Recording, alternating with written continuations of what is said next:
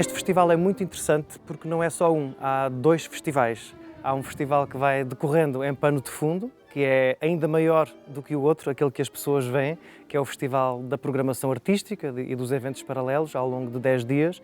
Mas para esse festival acontecer, há uma equipa muito grande de pessoas que estão nos bastidores e cuja função principal é garantir que tudo o resto corre bem. Transportes de pessoas, as refeições. Para isso temos a ajuda da cantina e da Dona Jacinta e das suas meninas, que preparam centenas de refeições diariamente.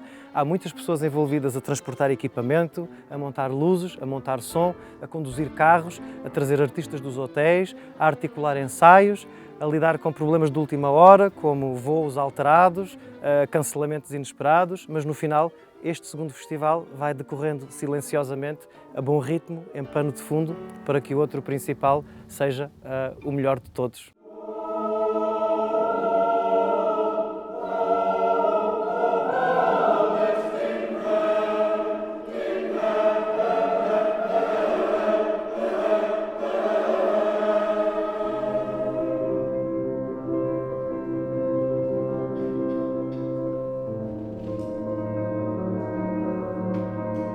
Schubert loved to use the music he heard around him where he lived, whether it was in a bar or a pub or a street.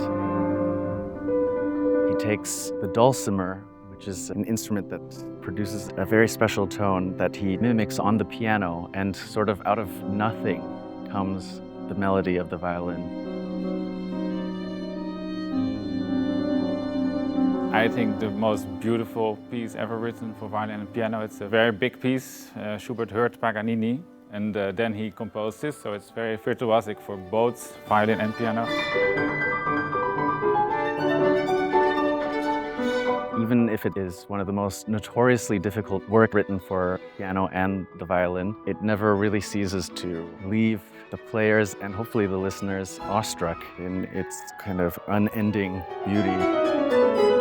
It's based on a song, the song that Schubert also composed himself some years before. It's called Sei mir gegrüßt.